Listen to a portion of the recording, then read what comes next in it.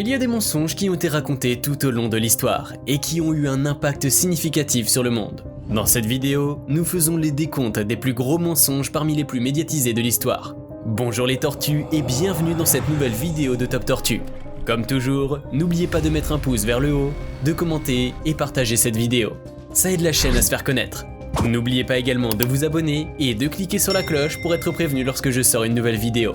Dans cette vidéo, vous allez découvrir les plus gros mensonges qui ont été perpétués au cours de l'histoire et répandus dans les médias publics.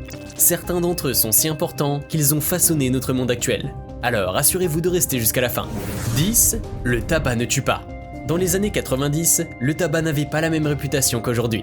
L'industrie du tabac défend sa marchandise en déclarant qu'il n'y a aucun risque pour la santé. La cigarette et le cigare se popularisent auprès de toutes les couches sociales, les genres et l'âge. Il n'est pas rare de voir des enfants fumer dans la rue.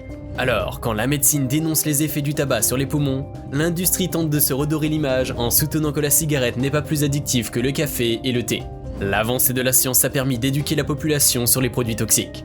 La politique de communication a changé la consommation. Mais en attendant, la cupidité des fournisseurs de tabac a causé la mort de millions de personnes. 9. La production des cellules souches. Ce mensonge a causé la mort d'un innocent et c'est bien triste. En 2013, une biologiste japonaise affirme qu'elle a trouvé la technique pour produire des cellules souches. De plus, elle soutient que sa méthode est rapide et pas chère. Ce serait une révolution pour la science ainsi que la médecine. La presse et les plus grands chercheurs s'intéressent alors à Haruko Obokata. Toutefois, elle a du mal à présenter le résultat de ses pseudo-recherches. Il y a eu de nombreuses expériences en laboratoire, mais sans succès.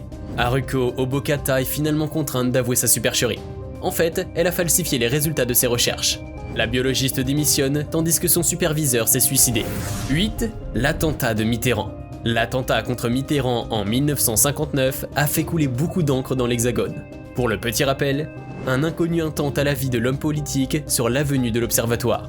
Après une enquête à chaud, ce serait l'extrême droite qui serait à l'origine de cette tentative de meurtre. Mais après des investigations plus poussées, on arrive à lever le voile sur l'un des plus grands subterfuges de l'histoire.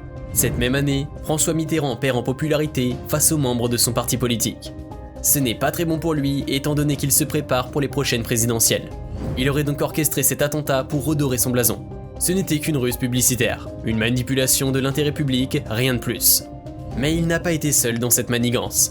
Les enquêteurs ont révélé que Mitterrand et Pescret se sont rencontrés quelques jours avant l'attentat pour préparer leur coup. Le leader de l'extrême droite souffrait lui aussi de problèmes de popularité. La mission est un succès, étant donné que Mitterrand prend de nouveau les rênes de son parti pour rentrer à l'Élysée quelques années plus tard. 7. L'attaque polonaise contre l'Allemagne. Hitler est un fin dictateur. Il a du charisme et est stratégique. En plus, il est prêt à tout et n'a pas peur de se salir les mains. La Seconde Guerre mondiale n'aurait jamais dû éclater si Hitler n'avait pas un peu forcé les choses. En effet, le Führer voulait attaquer la Pologne, mais n'avait aucun prétexte valable. En bon pervers narcissique, il ne devait pas être le coupable. C'est ainsi qu'il orchestre le plus grand complot de l'histoire, l'opération Himmler. Heinrich Himmler s'est chargé lui-même de simuler une attaque polonaise contre une station de radio allemande. Il a pris les employés en otage et a convié les habitants de Silésie à se soulever contre Hitler. Mais pour que les autorités et la presse puissent croire à cette histoire, il fallait des preuves. Himmler pense à tout. Il abandonne le corps de 12 juifs des camps de concentration déguisés en polonais. Ingénieux. 6. Les vaccins rendent autistes. C'est l'une des idées complotistes les plus populaires et les plus persistantes. C'est sûrement parce que c'est une personne de la profession qui a lancé la rumeur. Alors que le nombre d'autistes accroît en 1998, le scientifique Andrew Wakefield remet en cause l'intégrité des vaccins. Il avance une théorie qui stipule que les vaccins pour les enfants favorisent l'autisme. Il a été radié par l'ordre des médecins. Malgré cette sanction, il continue à dénoncer les vaccins. Ce mensonge persiste jusqu'à maintenant. C'est pour cette raison que beaucoup de parents, craignant pour la santé de leurs enfants, refusent les vaccins. 5. L'affaire Dreyfus. Alfred Dreyfus est un officier français, tout ce qu'il y a de plus respectable. Pourtant, il sera accusé de haute trahison. Ce serait un informateur des Allemands nazis. Selon les allégations, il aurait livré des documents au pays ennemi. Une lettre sert de preuve et il est contraint de se présenter devant la justice.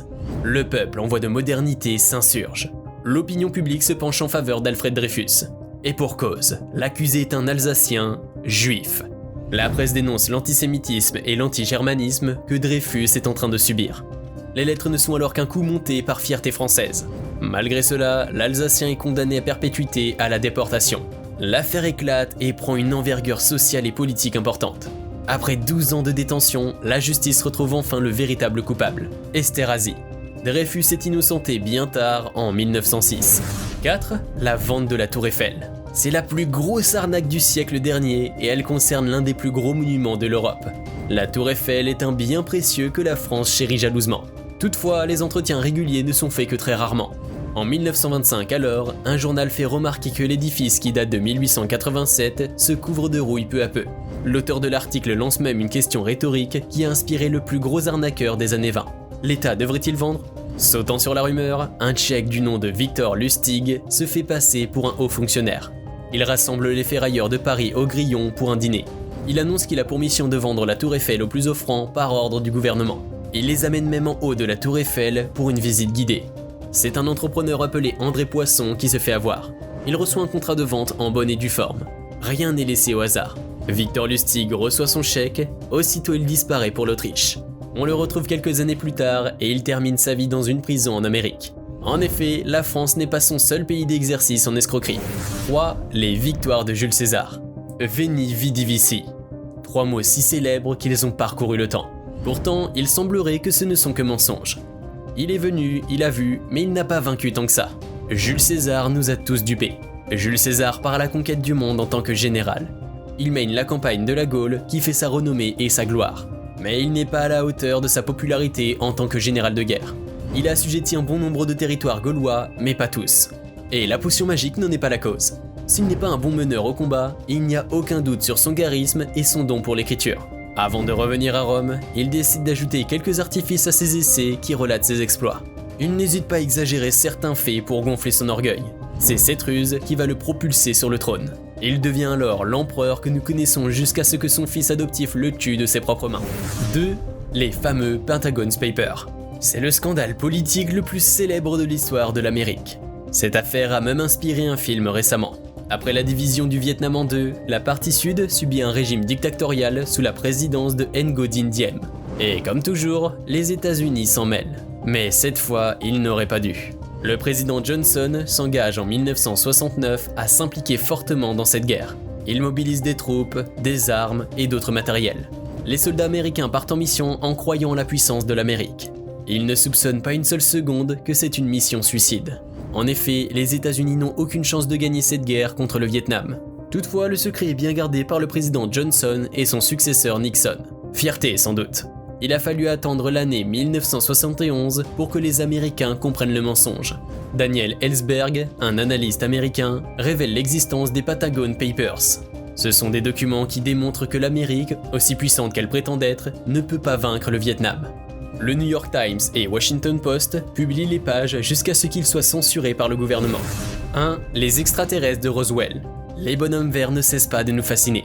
Dans les ouvrages de science-fiction, on ne cesse de fantasmer sur l'existence d'une autre forme de vie sur une planète voisine. Les théories fusent à ce sujet. Des témoins déclarent avoir vu des vaisseaux spatiaux. Rien de bien sérieux. Mais en 1947, ce sont les autorités militaires qui soutiennent la présence des extraterrestres sur le sol américain. Un fermier découvre des débris métalliques suspects près de Roswell, au Nouveau-Mexique.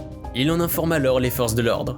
La base militaire de Roswell déclare que ce sont les restes d'une soucoupe volante pour publier un démenti quelques jours plus tard. La légende revient à la surface en 1995 quand un pseudo-documentaire sur les extraterrestres de Roswell voit le jour.